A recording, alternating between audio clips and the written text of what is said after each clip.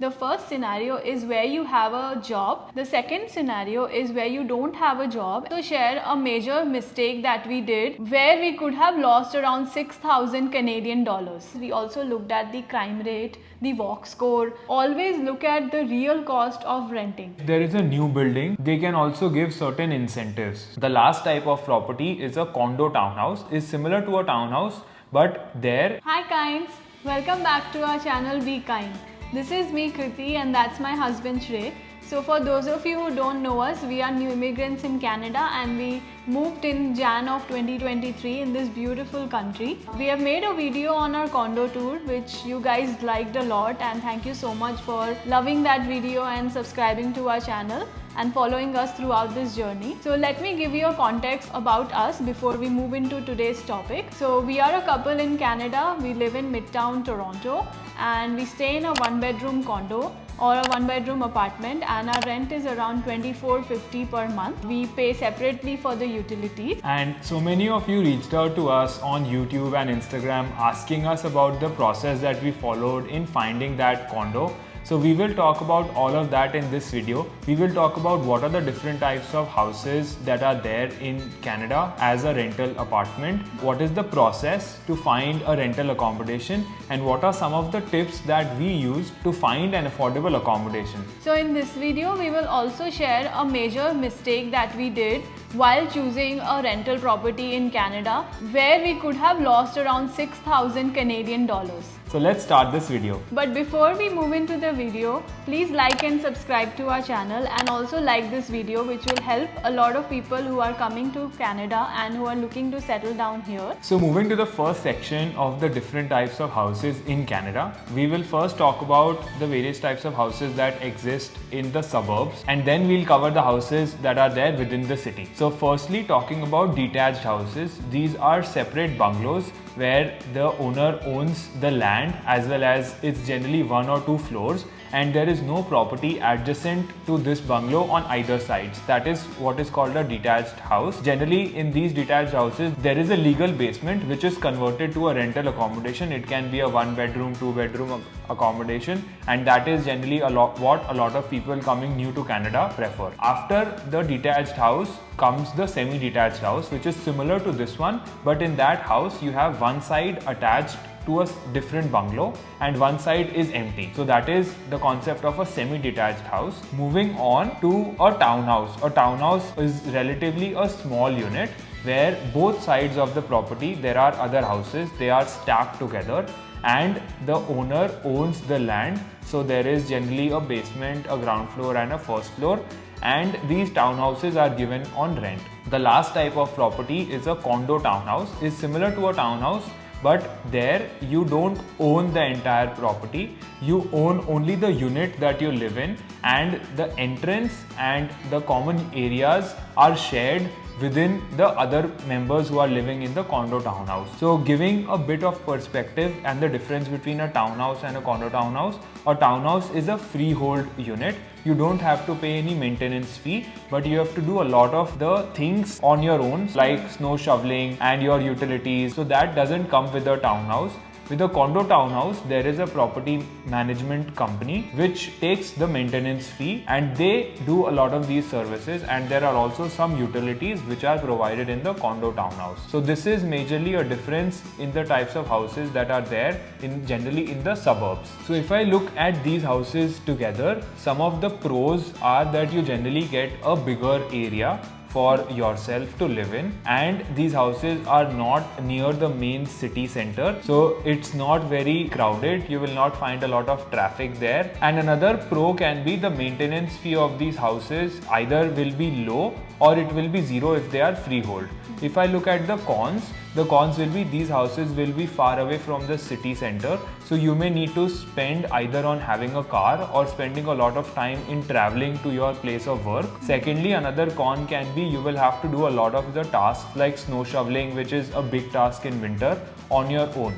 So this will take a lot of your time in doing these tasks. So these are some of the pros and cons of this type of houses that we are looking at. So let me talk about condos, apartments and lofts in the downtown Toronto area or in the midtown area, and these are your huge skyscraper buildings that you see around the skyline. So let me first start with condos. So condos are generally these beautiful new skyscraper buildings that you see around the city. These are managed by a management, but the individual unit or the apartments are owned by your landlord, and these landlords are the ones who manage your maintenance and anything else to do with your rent. So in a condo, you usually have a lot of facilities like a gym, a pool, sometimes even a lounge area, and you will also have an in-suite laundry unit, so you don't have to go outside to do your laundry. Parking sometimes can be included, and or you'll have to pay for parking on top of your monthly rent.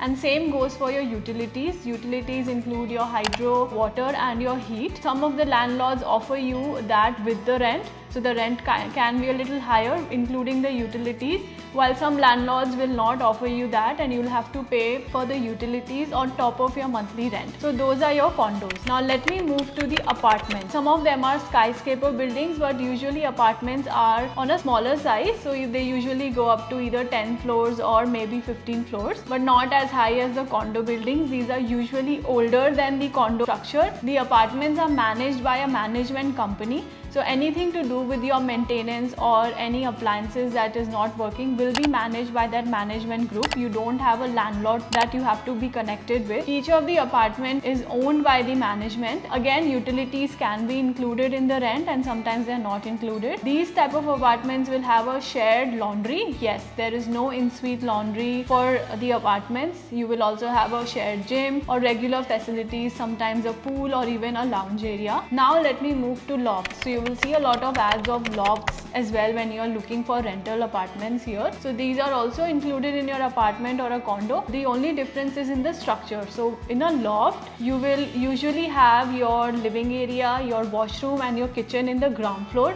There will be a staircase, and then in the first floor you'll have either one bedroom or two bedrooms. So that's a loft area, but the functionality of it is quite similar to an apartment or a condo like I just told you. Now that I've told you about the structural side, let me also share with you one thing that you'll see commonly in the rental sites is the sites mentioning the bedroom as 1+1 or 2+1 or even 3+1 sometimes. So that +1 is called a den. Now a den is a separate space within your apartment or within your floor which will not have any windows or a door. So that will not be considered as a room, but it is just a small space for you to either make an office or use it for something else. So now that you know about the different structures, let me tell you about the pros and cons of living in a condo or an apartment or a loft. Now the pros is the beautiful views you get from these beautiful condos, because these are like skyscraper buildings and you get an amazing skyline view. So that's one pro. The second pro is you don't have to worry about the maintenance. By maintenance I mean maintaining of your appliances. So if your microwave stopped working in a condo, you will usually have the landlord who will come and fix that for you without any charges, because it's his or her condo. Now if you're living in an apartment, building management will come and fix your microwave for you because they are owning that particular building. And the most important benefit or pro is that you don't have to worry about snow shoveling, which can be a major task if you're living in a country like Canada. You can just enjoy the beautiful snow views and just relax in your house. And the fourth pro is that usually these are within the city, so they are very close to your TTC or your public transit, so you don't have to worry about owning a car here. So it is very easy for you to commute to your work or even around the city. Apart from these amazing pros, there are also some cons. So the first con is the rent is usually really high and you get a very smaller space for that particular rent that you're paying. So the second con is obviously the space. So usually these houses are really small and it's very difficult to manage your space. You sometimes have to even purchase a locker space that the buildings offer. The third con of having such houses is that you also might have to pay for parking, which can be really high apart from your already high cost of rent. So now that we have discussed the type of house structures and the pros and cons of each, let us also tell you about rent control, which is an important topic for people who are seeking out rental properties. So in Ontario, the older buildings have a rent control, and the newer buildings don't have any rent control. What it means is that in a rent control building, government will tell you how much percentage of rent can the landlord increase year on year. They base that basis the inflation and many other factors. But say if I am living in a rent controlled building and Kriti is not living in a rent controlled building, say we are paying $2,000 each month and Kriti is not in a rent controlled building, so next year her landlord can increase the rent to $2,400 or $2,600, whatever, because the interest rates are rising, so landlords also have to pay a heavy mortgage. So we have seen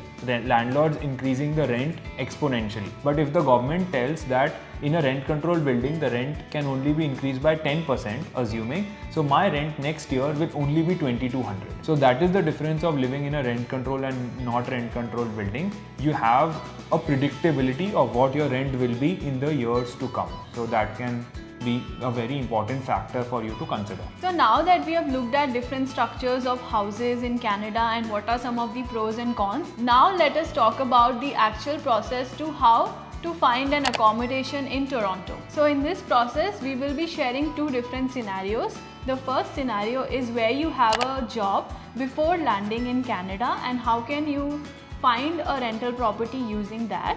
The second scenario is where you don't have a job and you want to use your savings to find a rental property in Canada. So when we were coming to Canada, both of us had job offers already available, so we fall in scenario A. So first we'll talk about that scenario. So for us, we knew where my office will be and where Kriti's office would be. Kriti's office was in downtown and my office was in Markham, which is in northeast of Toronto. So we were looking at areas somewhere in the middle of both the places, and because we also knew our salaries, so we knew how much of rent we could manage as a budget when we were starting looking. And we were doing all of this while we were in India. So when we looked at the areas, we used a lot of research to find whether that area is good or not. We were using Google Live to look at the streets to find out what type of houses are there, what type of grocery stores, what type of communities and restaurants are there. So we were able to find the areas where we will want to live and the areas where we definitely did not want to live. So that was another thing that we did while we were already in India. The next step was to network.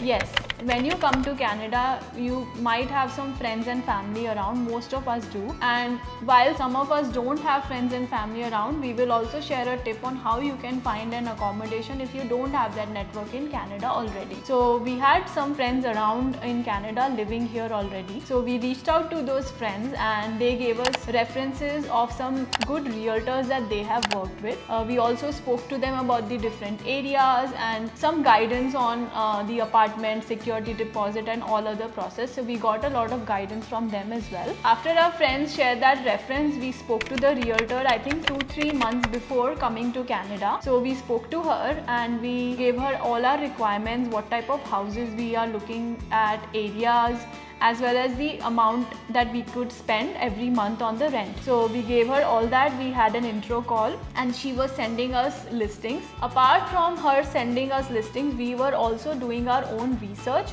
We would go on these sites called Kijiji, rentals.ca, condos.ca, Facebook Marketplace to look for different houses, as well as also Google search.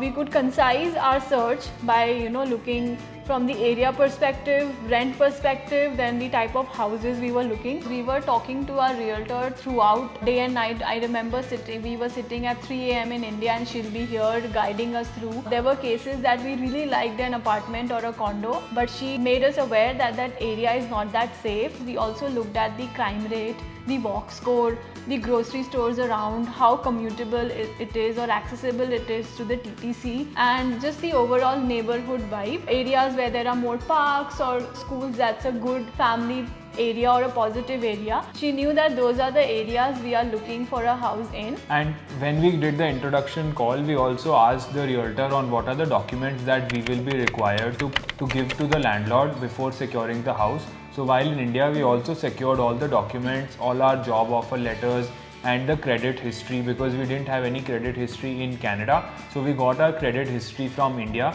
and we also got a bank statement of the 6 months that just in case the landlord asks, we can show that we have sufficient balance in our Indian bank account because of all the pre-work that we did before landing in Canada. When we landed on the first day, our realtor exactly knew what we wanted and what our budget was. She had already shortlisted very good apartments that were suiting our budget and our requirements.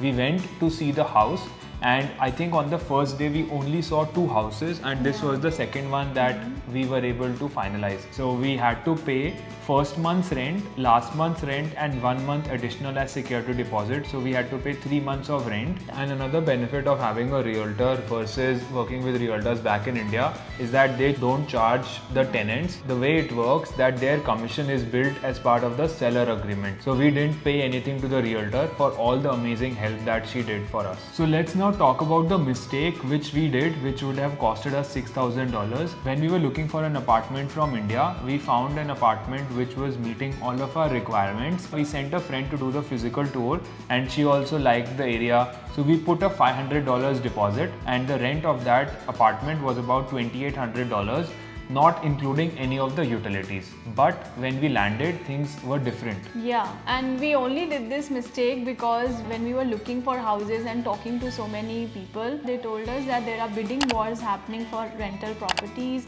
and there are not many apartments to live at, so you might have to wait for a very long time before you move into your own rental property. So we were scared and worried that that would be the case. It would be really hard for us to survive. So we thought if we are liking this, everything is great. We made that fast decision and we just booked that apartment. The other mistake we did was we got too excited looking at the whole apartment, the vibe it was giving. It was a skyscraper building and it had a great balcony view. And we, being new to the country, we were so excited, oh my gosh, that this will be our house. But the things can be a little different when you move to Canada and see the area by yourself. So this is what happened with us.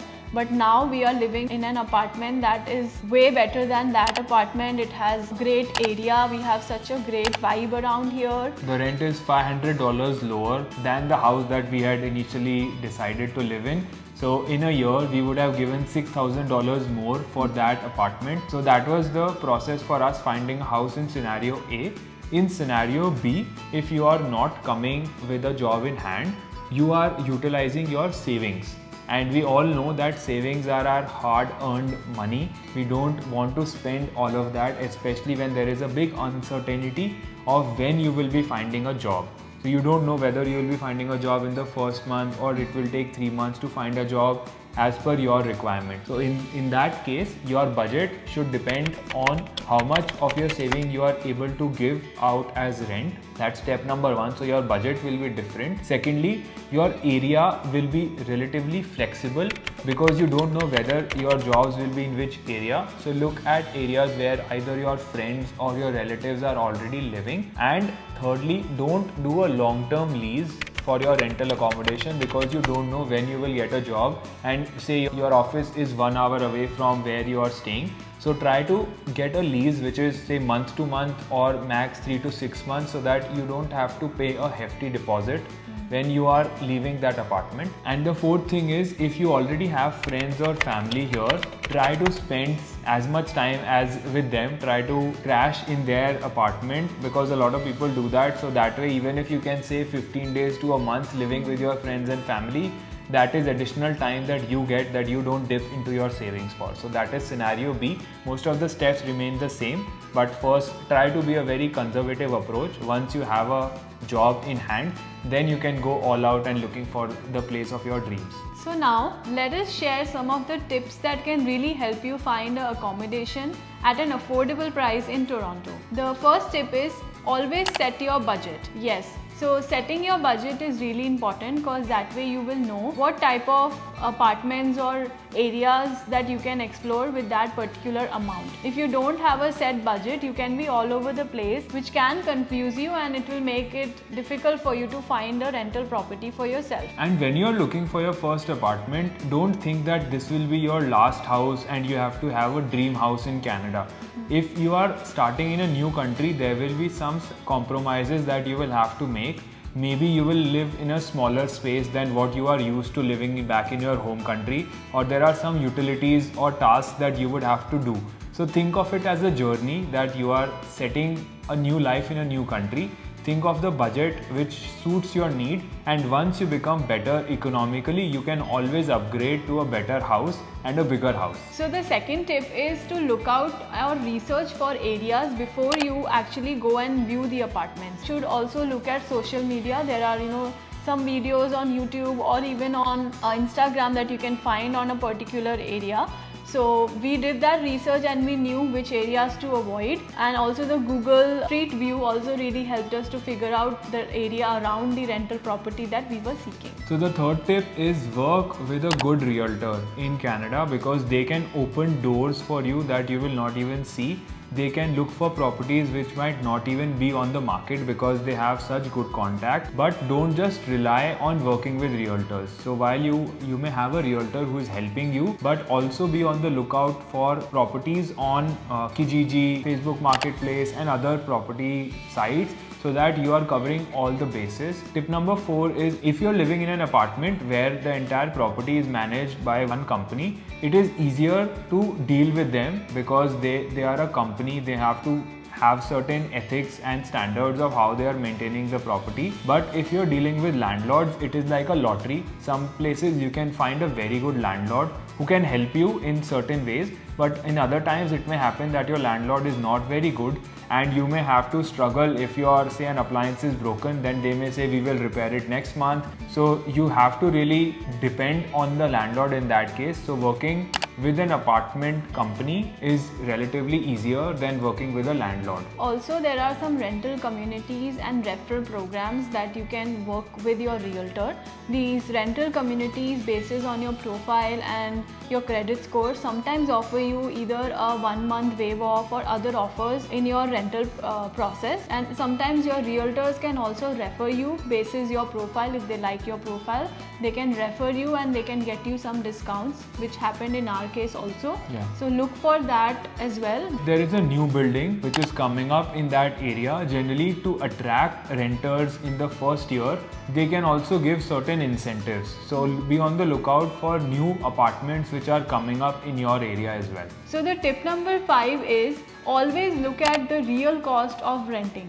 So what do I mean by real cost of renting? It's a very simple concept. As I told you, there are utilities also which are a part of the rent here every month. Suppose you see a condo which is for $2,000 and the other condo is for $2,100. So always know that the rent here is not just your monthly rent. There are utilities, parking or even locker space that you need to add on, which will add to your collective rental figure every month. So suppose the $2,000 is something you choose or is your budget, but if you choose for that, the utilities are not included, the parking space is not included or the locking space is not included, you will end up paying more here than the $2,100 that you will choose, which is a little over your budget, but it's a smarter choice because your utilities will be included in here. And the last tip that we can give you is, if you are coming new especially, you may not have a car. So having a house which is closer to public transport or having a plan of how you're going to commute will save you dollars. So if you have a house which is $200 cheaper, but it is in a suburb far away from everything, you will have to either buy a car, and along with the car you will have to get your insurance and car EMI. It's better to stay in a house which your rent might be $200 more, but you are walking distance to the Toronto Transit so that you can commute to your office without having a car. If you have a car, like Shrey mentioned, there is a car EMI and insurance, and on top of that you will also have to incur the gas charges and the maintenance of the car. And let's not talk about the snow shoveling and cleaning that you might have to do of the car. So these are just extra time consuming things that you can avoid if you look for a condo or an apartment near to a TTC. So the final tip that we can give you is, once you have your job, find out from your manager and your HR how many times do they expect you to come to the office. For both Kriti and I, our companies are relatively flexible with our work from home schedule. So we can even afford to stay 1 hour away or 1.5 hours away from our office, because we know that we only have to go there once or twice a week, or sometimes even once in 2 weeks. So depending on your office, you can also choose to stay in a location which is far off. You will get something which is relatively cheaper and more affordable and a bigger space in the same budget. So that was all from us. I hope these tips and the process really helped you in figuring out how to find a affordable rental property in Toronto. So thank you so much for watching this video. If you like this video, please like, share and subscribe, and also subscribe to our channel.